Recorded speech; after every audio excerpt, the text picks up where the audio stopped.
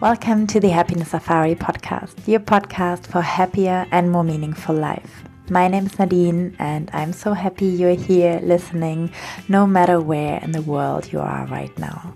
Today on the podcast, I speak to Kelly from Scotland. With a passion for healing trauma, Kelly has established herself as an intimacy and relationship coach. With hours of research and study, alongside sharing her own human experience, Kelly has given her clients the insights and breakthroughs that they so desperately needed to rid of their disconnect, pain, and anxiety. To find the light out of the darkness. Following a disconnection from her own body and mind, she now supports clients in their healing journey, returning home from before the events from life left their imprints. Using meditation and life coaching, she believes that the inner child heals by being seen, felt, and heard by another who understands its complexity. Kelly and I speak about her healing journey and how the loss of her brother led her on a journey of self-development. Kelly also shares her experience with plant medicine, Ayahuasca, and how meditation changed her life. As an expert in that field, she also shares everything that can affect our libido and desire. From the episode, you will learn how to connect with your intimacy, how to feel happy without alcohol, how to let go of shame, how to have more gratitude for your body, how to heal your inner child, how to get and receive love. We also talk about the importance of being intentional about what you want and why your relationship with yourself is the most important relationship you have in your life. I hope you enjoy the episode. Hi, welcome everyone to the Happiness Safari podcast. And today I have the honor to talk to lovely Kelly Johnston from Scotland. She is living in Portugal at the moment, and she's an intimacy and relationship coach. And her story touched me very deeply. And it's not just about happiness, but it's also very much about healing and finding yourself. And yeah, she's going to tell you more. So Kelly, welcome to the podcast. So happy to have you. Thank you. Thank you for inviting me. It's an absolute pleasure. Thank you.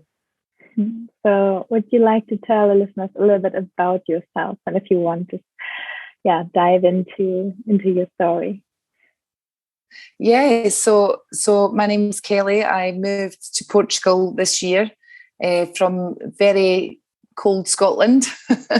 And yes, just on a beautiful journey of life and healing and discovering, and brought me to this beautiful country. But certainly I have found through many years of self-development that there is a huge need to really shake off the shame and the programs that we have within ourselves regarding our intimacy and relationships, and everything that includes. I mean, our relationships can be with, partners. There could be sexual relationships, or there can be just relationships with your friends and your work colleagues. And intimacy can begin with our intimacy capacity with ourselves and with others, and to be able to give ourselves and to receive love and intimacy. I just felt that it's just so beautiful to be able to open our worlds up to that and allow people to give and receive love. Yeah, that is truly beautiful. And how did you get there? How did you decide to do what you're doing and to share that with the world? Yeah, so I entered into the world of self-development, and that was a good few years ago. My background is that I was born into a family which sadly my parents separated when I was very young. My brother was just a baby and I was just a toddler, 2-3 years old, and the separation was fairly traumatic for both parents and for us children. And there was a lot of feelings and chaos, and which was then deeply programmed into myself and my brother, about giving us an idea of what the world is like. We form these programs at a very early age. So the world became quite a chaotic, troubled world, but also we felt the full experience of being abandoned physically by our father, and emotionally abandoned by both parents because of the pain and suffering that they experienced through their relationship together. So my mother brought us up as a single parent, and she faced many mental health issues and challenges, and she still does 40 odd years later. And, as a result of generational trauma, from her own parents. And I discovered going into my 20s and 30s that I was suppressing a lot of emotions and feelings and despair with things like alcohol, drugs and food and work, and not really truly knowing my identity, who I was, where I come from. And so that kind of led me into self-development just over the last maybe 5-6 years. The seriousness of when we don't look inwards for some healing is, my brother lost his life through drug and alcohol addiction, and it was through his death that my awakening came about. I think how when you lift a rock that's been lay on a forest floor for many years, you lift the rock and you expose all the life underneath the rock, and I feel in a way that he almost camouflaged my own internal turmoil, because his addictions were more public and more known to us as a family. So through his death, I was exposed and began to look inwards for some answers and to really deeply connect with myself. So along with kind of transformational coaching and self-development, once I experienced all the transformation within myself, I realised what else could I uncover about myself. And I realised that, I had a huge disconnection to my body, my ability to give and receive love and to be intimate. So that's what brought me to the intimacy in relationships. Wow. That's a very powerful story, and also, very, very sad, and very, sorry your brother to lose his life that way. And that, but I think it's very inspiring that you found something good and healing about that. So have you ever before that tried to look inwards or try to, I guess, find a way out? Or have you been trying to numb the pain, you said, also with like alcohol and drugs for like a long time, and then it was kind of like a wake-up call and everything changed because of that? I think when you come from feeling so different from everyone else, and I think growing up in the 80s in a public school in Scotland, it was very clear to everyone what status everyone was, and back then we were free school dinners and tokens from the government for clothing, and everyone knew that you were that person. You were so different from everyone else, and I always felt different, and I always felt my brother had mentioned being quite connected to spirit and things, and we were quite a spiritual family, but I found myself in denial from that spiritual side of life because my mum liked spirituality so much.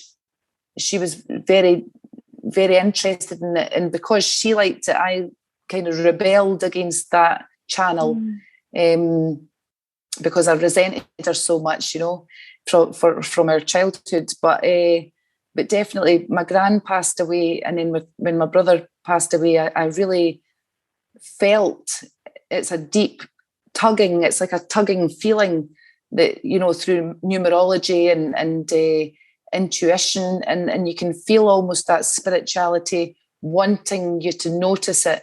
And I began to read and to dive into more practice of meditation and you know, developing my intuition. And but I still battled with the shortcut.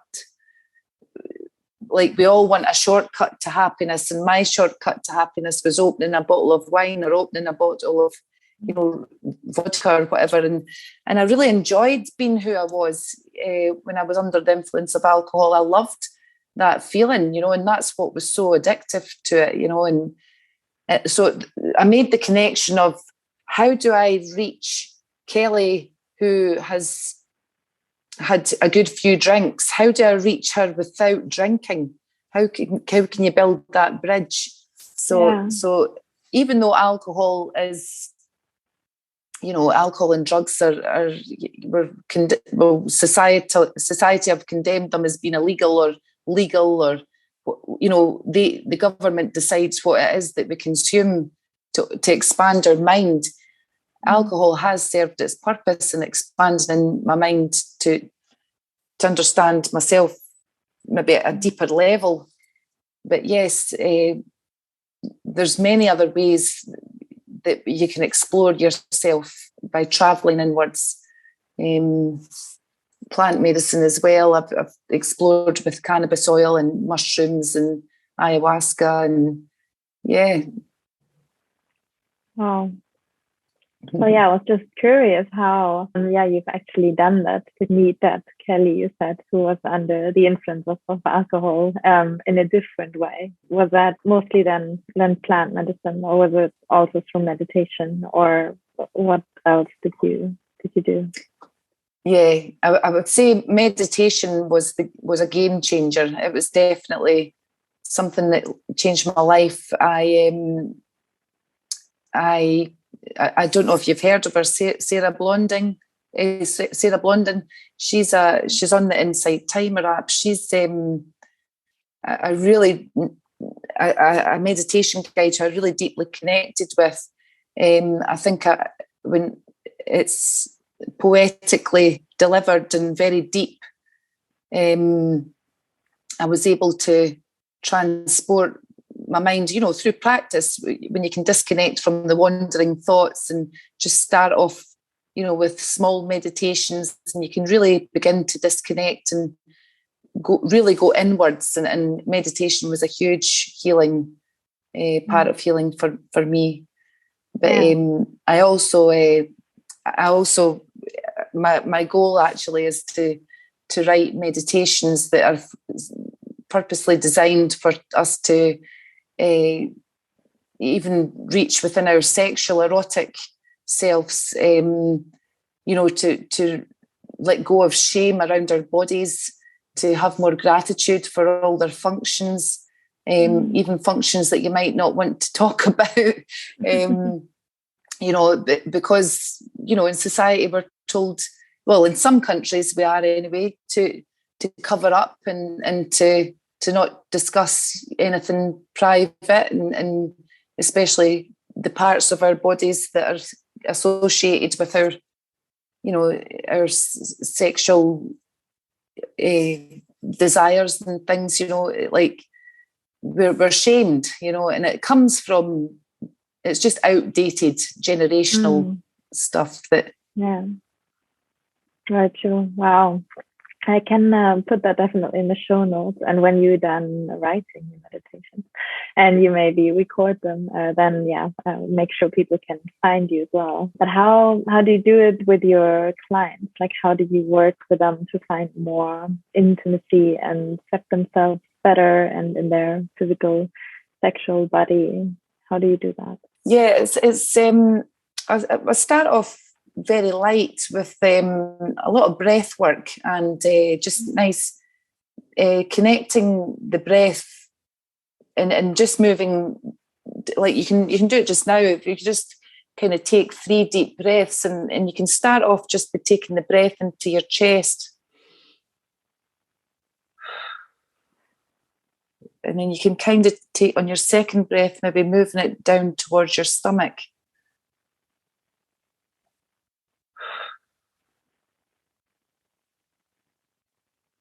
And then moving the breath down towards your pelvic floor area and just giving it a squeeze and just connecting your mind and raising your awareness to the breath, to your stomach and to your pelvic floor area, and just squeezing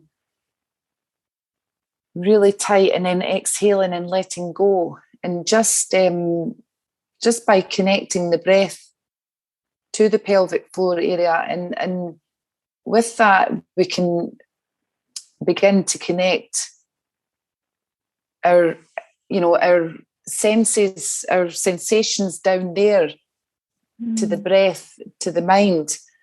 And a lot of the times breath work, especially when we're intimate, there's lots of shallow breathing, when really we just need to slow it down a little bit and really learn to connect to the breath on a deeper level.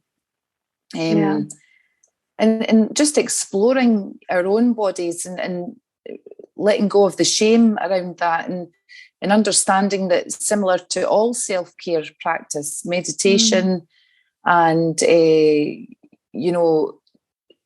that we do for self-care, journaling, fitness, that this too is a muscle that needs to be consistently committed to. And exploring our bodies and just running your own hands over your arms and your legs, and what's a beautiful sensation for you, and just giving yourself that time and compassion to connect with your body. Because if we build the knowledge within ourselves of what our own core desires are, that is what I would establish with clients initially. What is your core desires? What do you like to feel before, during, and after intimacy? Because if you don't know that, if you're not clear on that, then it's difficult to kind of communicate it with a partner, and especially when you're quite shy to talk about it. And if you're quite shy to talk about it and quite shy to touch your own body, then it would be more challenging for you to communicate it with your partner as well. Wow.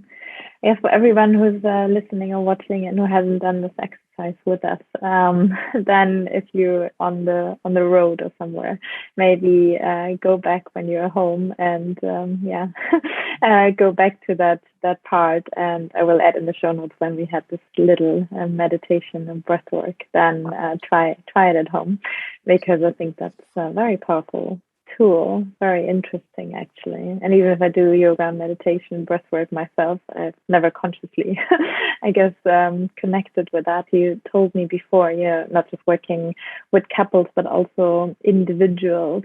So have you experienced working with your clients that it's also changing their intimate relationship with their partner, even if they just work on themselves without the partner being included? Absolutely. I mean, it's so common, and especially in women, we can suffer from a loss of desire, and especially when we've perhaps had children, and we become, in long-term relationships, we can become, a little bit routine, and we begin to lose our desire, and things affect us all. If we're not feeling valued or appreciated, which can often happen in longer term relationships, but even in new relationships where, if we suffer from low self-worth and low self-esteem, and we're attracting partners who,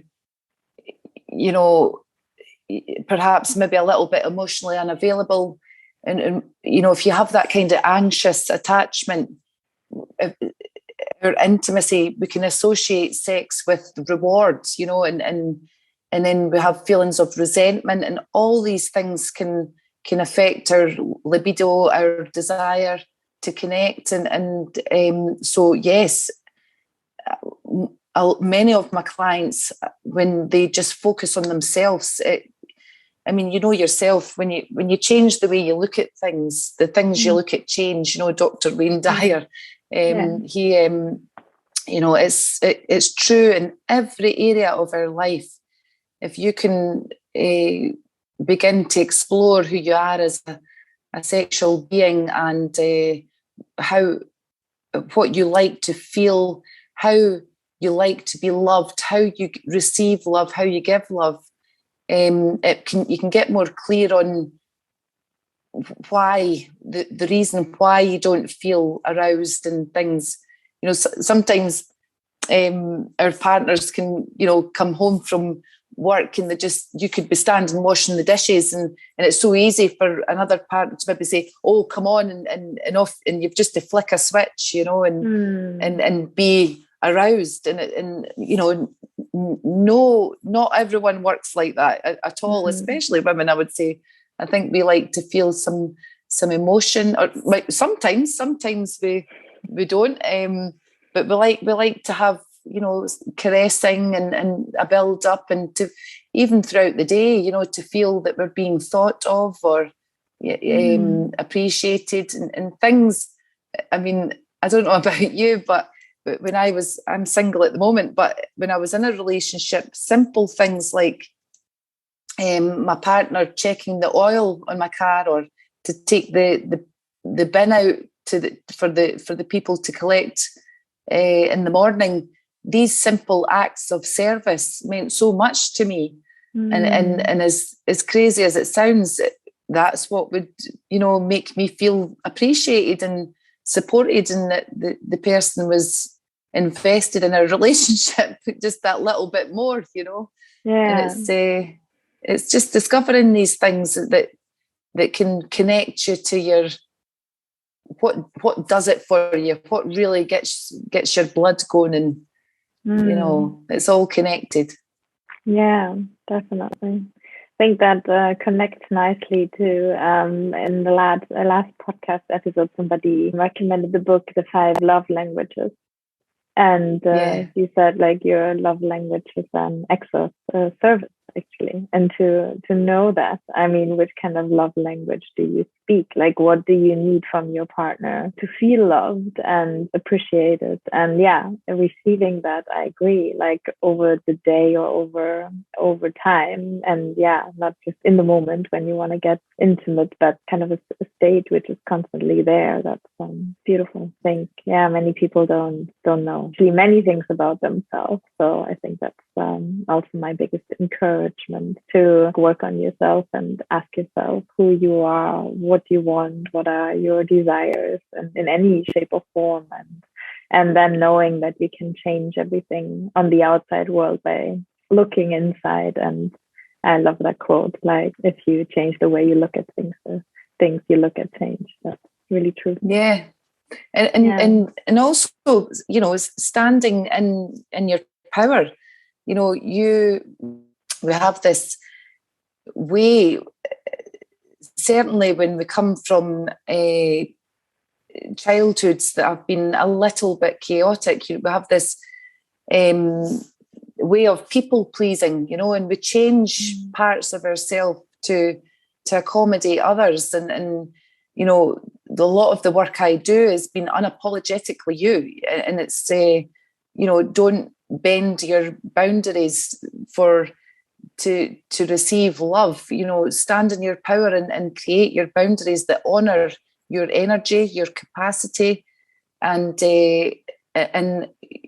your self-awareness around your love language. I wouldn't say that I have definite love languages, but just to raise your awareness around what love languages are. It's a wonderful awareness to have, because you can start to recognize how yourself and your partner respond, and then you can actually see it in your children, you can see it in your parents. How do they respond to love? What is their love language? And it spreads out into all your relationships. Yeah. Wow. May I actually go back to one thing you said, because I'm very curious, and because I've just done ayahuasca myself. So I'm very curious, how was your first or your experience with ayahuasca? Yeah, it was absolutely, it was an incredible experience. I think it was almost like being transported in time, maybe back to how you would imagine things to be, hundreds and hundreds of years ago, when, electricity and things like that, the shaman, the shamanic sort of ceremony was just so just untouched by the kind of the world that we live in now, where technology and I felt almost like I was in, how in the Bible it describes, like it's like you're in Bethlehem and Jesus was born, and I think because of the surroundings, the purity of it. I'm not very sure of other religions, but if you can imagine that purity of when possibly that might have been felt in the very beginning of time, I felt as though I was transported back to that. And I think I almost felt as though I was stripped of things like makeup and clothing and brands and the cars and materialistic things, and the essence of me as a human. I think that's what I walked away with. I walked away with the gift of just being completely enough as I am, just being born onto the planet, and so incredibly grateful for the experience of living amongst nature, and I began to look at plants and trees and the sky and all natural elements of the world so differently. And I also got a lot of visions around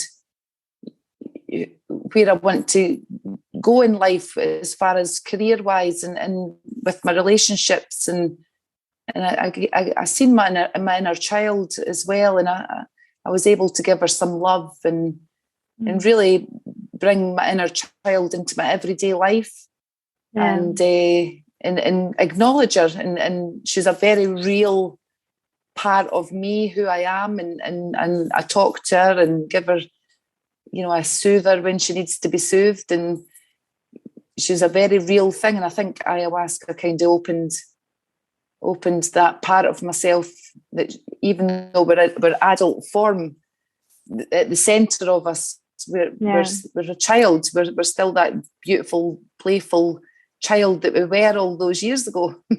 Sounds like a beautiful experience. Experiencing something similar myself. I mean, just connecting also with everything around us, and where we came from and who we truly are, actually. And you say, like, we are good enough as we are. It was a humbling experience. Yeah, definitely. Thank you so much for sharing your story. At the end of the podcast, I always have 3 questions I ask every guest, and the first one is, what does happiness mean to you? Happiness to me is definitely feeling free in my mind. I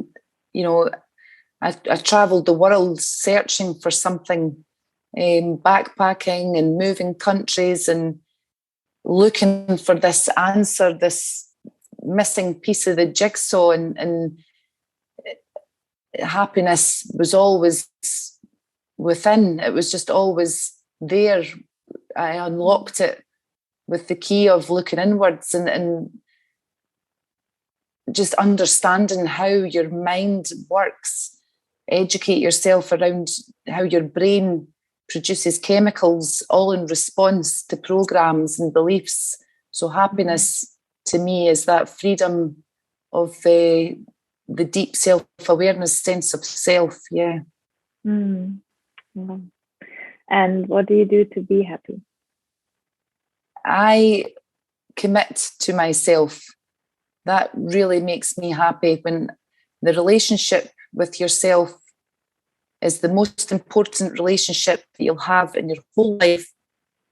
And when I commit to myself and don't break agreements with myself, and trust myself, just like any other relationship. That's what makes me feel happy, when I don't break those agreements with myself. Well, really like that. And what was the happiest moment in your life? Well, instantly when you said that, obviously, you know, the moment my daughter was born, I mean, just to see her coming from being inside my womb for 9 months to then she's just this little person laying on my chest covered in gunk. Gunk, as we say in Scotland. That was quite a powerful moment, such a beautiful, happy moment. And of course, her smile throughout my life, or throughout her life since she's arrived, is probably one of the heart bursting moments that you can have with happiness. You know, just making people smile and laugh is a beautiful way of being of service to others, and especially my daughter, being of service to her. Yeah, that's beautiful. I actually read this quote today. It's a Chinese saying. It says, a smile is the shortest connection from one person to the other. Yes. Super beautiful. I know. And I always find it quite fascinating how, if I'm on a hill walk, you know, and if I'm out hiking and I'm alone, and I can obviously see that there's someone else alone approaching, or maybe two people.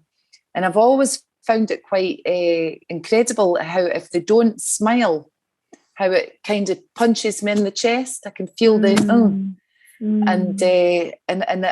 you know, I know not to take it personally, but that moment when if they just make that connection to a smile or a hello, it's so powerful. You know? True. And powerful if they don't, because you can feel it. It's like a punch in the chest. Yeah. So do you smile always, and then some people don't smile back? Yes, I'm always looking for the smile. Yeah. I go like in the supermarket, in the cafes, everywhere. Yeah, that's nice. May I ask you just quickly, like, as you have a daughter, how do you consciously, I guess, raise her differently from the way you've been raised? And I mean, all the topics we talked about, I don't know how old she is, but teaching her that intimacy and that relationship with herself. Yeah, absolutely. She's 10 years old, so she's grown up. I'm a single parent as well, and but the difference is so vast. You know, it's like night and day. It's just that conscious parenting, and I always answer as honestly as I can without exposing her to the adult world, if you like, allowing her to be a child, but also keeping her informed of the truth.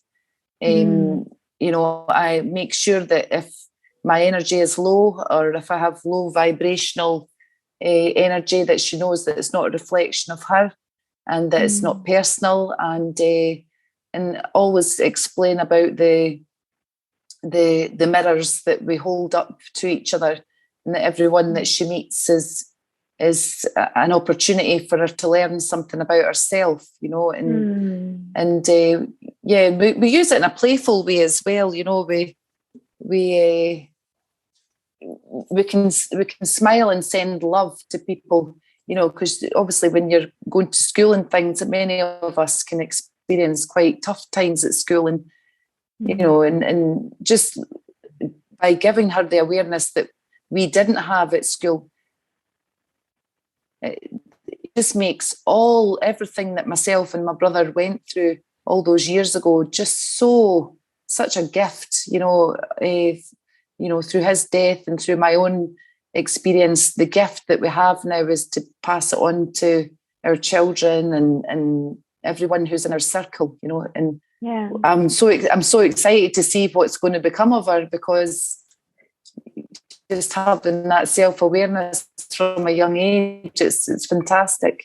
Yeah, wow. I think she would be an incredible human being. I mean, she probably is already, but an incredible woman. I can imagine she's very blessed with being raised with that much awareness and honesty. Thank you. Is there any book you would like to recommend and which really inspired you? The Four Agreements was definitely something that changed a lot of my thinking. The Michael Singer, he wrote a good book.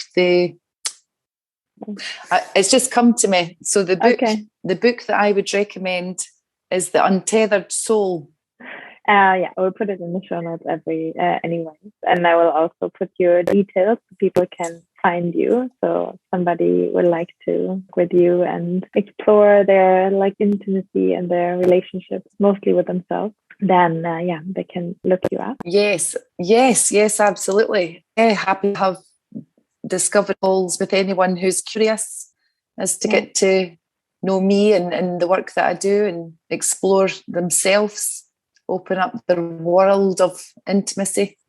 Yeah, that sounds wonderful. Thank you so much for taking the time and sharing your story with us. Thank you so much, and all the best. And big thanks to you for the work that you're doing. It's incredible. Anyone who's sharing their gift and shining their light, it's always so honourable and very selfless of you, and I wish you all the best with it. Thank you. Thank you for joining me on another episode of the Happiness Safari podcast. If you want to get in touch with Kelly and learn more about how you can connect more with your intimacy, I will put all the links in the show notes for you.